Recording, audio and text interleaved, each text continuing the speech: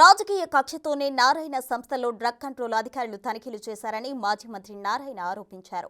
ఇలాంటి వాటికి భయపడే ప్రసక్తే లేదని, టీడీపీలో క్రియాశీలకంగా వ్యవహరిస్తున్నానని, ఈ దాడులు చేస్తున్నారని నారాయణ మండిపడ్డారు.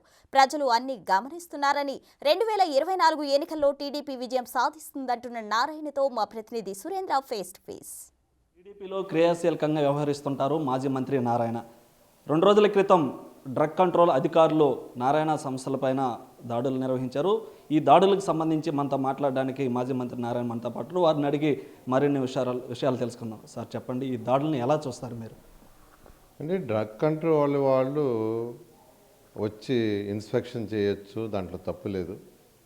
కానీ ఆ చేసిన పద్ధతి మాత్రం డ్రగ్ కంట్రోల్ వాళ్ళు చేసింటే చేయలే. ఒక 200 మంది పోలీసు వాళ్ళు మఫ్టీలోను ప్లస్ డ్రెస్సుల్లోను ఒక 10 వ్యాన్లు జీబులు అన్నీ వేసుకొని వచ్చి క్యాంపస్ మొత్తం medical college, hospital, nursing college, dental college, pharmacy college, residence అన్నిట్లో జొరబడి అడిగిన వాళ్ళకి ఎందుకు వచ్చారో కూడా చెప్పాల. జనరల్గా సర్చ్ వచ్చినప్పుడు మేము పలాందరికీ సర్చ్కి వచ్చామని చెప్తారు, లేదా నోటీస్ కూడా ఇస్తారు. ఏమీ లేకుండా మీ దగ్గర గింజాయి అమ్ముతున్నారంట, ఇవన్నీ స్టోర్ చేస్తున్నారంట, అవి పట్టుకోవటానికి వచ్చామని చెప్పారు. దాంతో అందరూ భయభ్రాంతులు అయిపోయారు. క్యాంపస్ అంతా ఆల్ ఎంప్లాయీస్ భయభ్రాంతులు అయ్యారు, వచ్చిన పేషెంట్స్ అంతా భయభ్రాంతులు అయ్యారు. సరే, నేను హైదరాబాద్ నుంచి వస్తున్నా, నాకు చెప్పారు ఇలా వచ్చారంటే సెర్చ్ చేసుకోమని వాళ్ళకి ఏం కావాల్సింటే చేయండి అని చెప్పాను. చాలా క్లియర్గా చెప్పాను. ఆఖరాకి ఏదో కొన్ని డోర్లు కీస్ లేవంటే అవి పగలగొట్టి మీద అబ్జెక్షన్ లేదు, పగలగొట్టాలంటే పగలగొట్టేయమని పగలగొట్టుకున్నారు కూడా.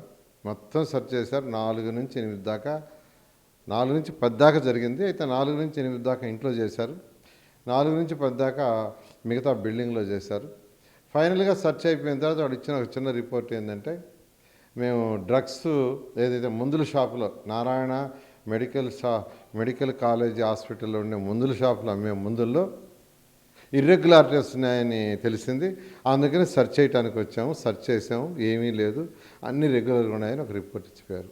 ఇది అసలు ప్రజాస్వామ్యం కాదు, ఇది ఒక అరాచక పాలన, కక్ష సాధింపు. ఇది కక్ష సాధింపుతో ఏముందండి? డ్రగ్స్ కంట్రోల్ వాళ్ళు అంత హంగామా చేయాల్సిన అవసరం ఏం లేదు. కాబట్టి ప్రజలు అన్నీ గమనిస్తున్నారు. ప్రజలు, నేను భయపడను, నేను చాలా క్లియర్ చెప్తున్నాను, నేను దేనికి భయపడేవాడిని కాదు. భయపడేవాడిని అయితే ఎప్పుడో పరారైపోయి ఉండాలా. ఈ ప్రభుత్వం పెట్టిన ఫస్ట్ కేసు అప్పుడే భయపడి ఉండాలా. కానీ నేను భయపడను, భయపడే ప్రసక్తి లేదు. తెలుగుదేశం పార్టీతోనే ఉంటా, పార్టీ ఏది చెప్తే చేస్తాను. ఖచ్చితంగా 2024లో అత్యధిక మెజార్టీతో ఈరోజు తెలుగుదేశం పార్టీ రాబోతుంది. ప్రజాస్వామ్య పద్ధతిలో పరిపాలన సాగించడం జరుగుతుంది. ఈ దాడుల్ని మిమ్మల్ని లక్ష్యంగా చేసుకొని చేశారంటారా, లేదనంటే రెగ్యులర్ భాగంగా చేసిన దాడులు అనుకోవచ్చా? ఈ ఖచ్చితంగా లక్ష్యంగా చేసినాయి. లేకుంటే రెగ్యులర్గా చేసే అయితే డ్రగ్స్ కంట్రోల్ అంటే వాళ్ళకి 5-6 మంది ఆఫీసర్లు వస్తారు, చెక్ చేసుకుంటారు, ఏదైనా ఉంటే డెఫిషియన్సీ ఇస్తారు, దాన్ని కరెక్ట్ చేసుకోమంటారు, ఇలా చేస్తారు. కానీ ఇంతమంది పోలీసులు హంగామా, 10 జీబులు, వ్యాన్లు అన్నీ వచ్చేసి, అది కాకుండా రావటమే కాదు, మీ దగ్గర గంజాయి అమ్ముతున్నారు, అది అమ్ముతున్నారు అని చెప్పి అంటూ ఇదంతా కక్ష సాధింపు తప్పితే ఇంకేం కాదు. అయితే రాబోయే కాలంలో భవిష్యత్తులో ఇలాంటి దాడులు జరిగే అవకాశాలు ఉన్నాయా, లేదనంటే ఈ దాడుల్ని మీరు ఏ విధంగా ఎదుర్కొంటారు ఒకవేళ జరిగితే? ఖచ్చితంగానండి, ఈ ప్రభుత్వం కక్ష సాధింపు ప్రభుత్వం.